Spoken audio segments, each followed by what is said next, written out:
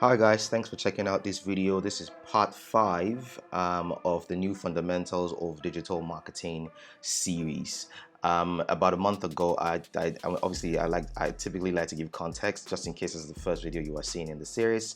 About a month ago, we had a virtual event where we looked at the new fundamentals of digital marketing in a lot of detail. There's a lot of discussion, a lot of back and forth Q&A, and that ended up taking about 2 hours. Obviously, the feedback we've gotten from the event has been really amazing in terms of the value people got from it. But what we wanted to do was to break up that entire experience into this 8-part series where you can just very quickly consume the content and get on with your day. So without wasting much time, let's get into it.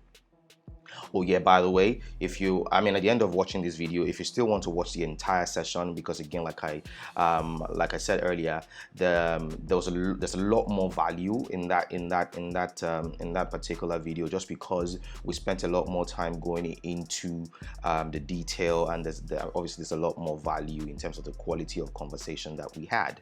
However, you can watch this right now and enjoy the rest of the series as well. Now, this fifth fundamental is video, and I think that as we think about fundamentals of digital marketing, understanding the role that video plays today is very important, just because the opportunity with video is very huge, and I don't think that we have scratched the surface at all. More channels, more formats, long form, short form, reels, stories, a bunch of other opportunities to really leverage video. And I think that one of the very strategic things this does for any brand or any business is the opportunity for massive distribution. Content is still king, and I know that, and I know this is something that we are all familiar with. Content is still king. However, I like to say that distribution is the kingmaker, and that's the opportunity that video and these new channels and these new platforms, video platforms and formats, that is the opportunity that it presents to be able to distribute our content as far and as wide as much as possible. When you think about Netflix as an example, and in thinking about distribution, I also don't want you to think about just the typical platform that we always tend to look at, which especially within digital marketing and marketing as a whole. I'd like us to think about all that platforms as well that you will not consider conventional for marketing purposes. But I'm a Netflix subscriber, and I've seen and I've enjoyed content that has to do, for example, with culture, and culture is another piece. It's another fundamental we looked at in a lot of detail during the virtual event. So you can also, you can check that out as well, link in the description.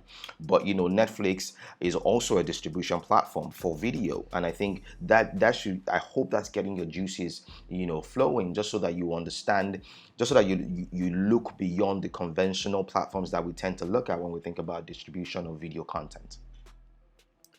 So my recommendation typically is that every time you consume content, you have to consume content critically, whether it's on YouTube or Netflix or even movies. You have to consume it critically to be able to and to answer the questions: what do you see, and what are the best folks doing?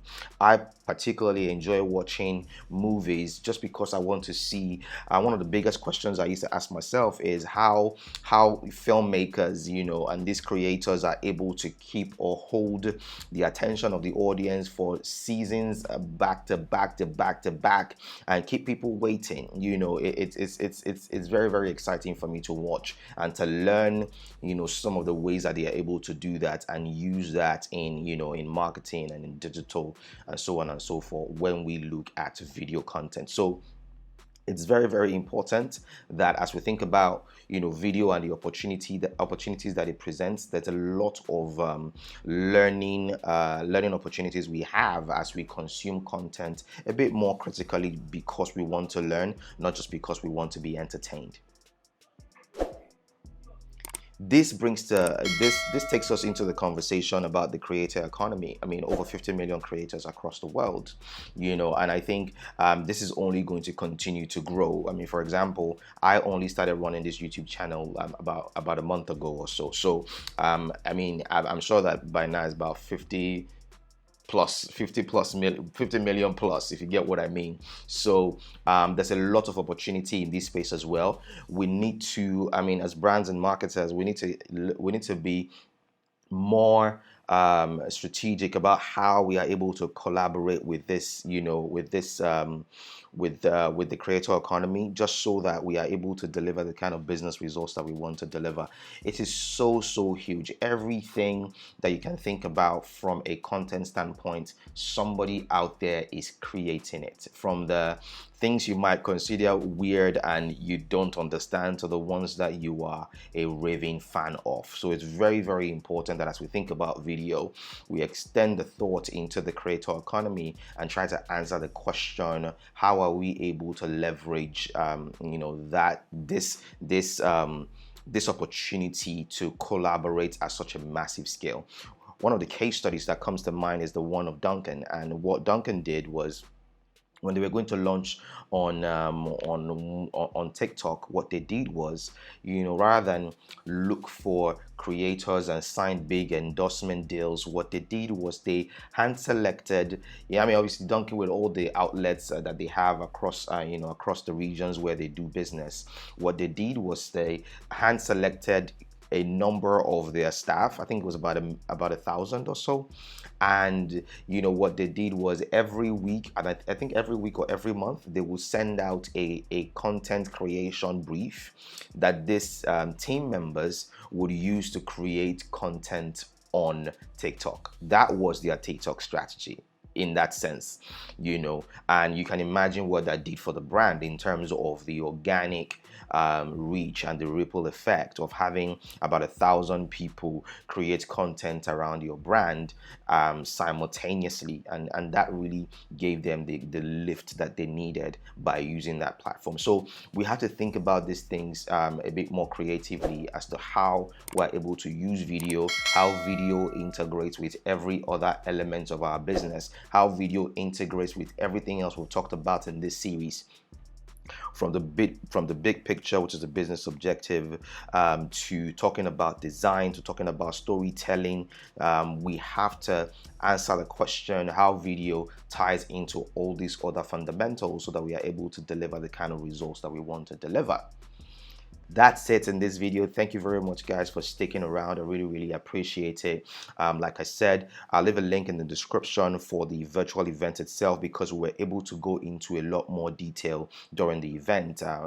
Q&A, discussions around some of the concepts we talked about here. So I'd encourage you, in your free time, please make sure to check out that particular video. Also, this is a part of the 8-part series, the cut down version of the virtual event itself. So make sure you consume, make sure you watch So make sure you watch the other parts as well. There's a lot of value packed in this entire series. Thank you very much, guys. I look forward to seeing you in the next video. And by the way, I typically get asked the question how I put my slides together. Again, Canva, that's like my lifesaver. I use it for everything from presentation to social media content to video content. It just makes my life easy. If you want to try it out, I'll leave a link in the description as well. Please make sure you check it out if you have need for something that can help you create content. I look forward to seeing you next video, guys, and take care.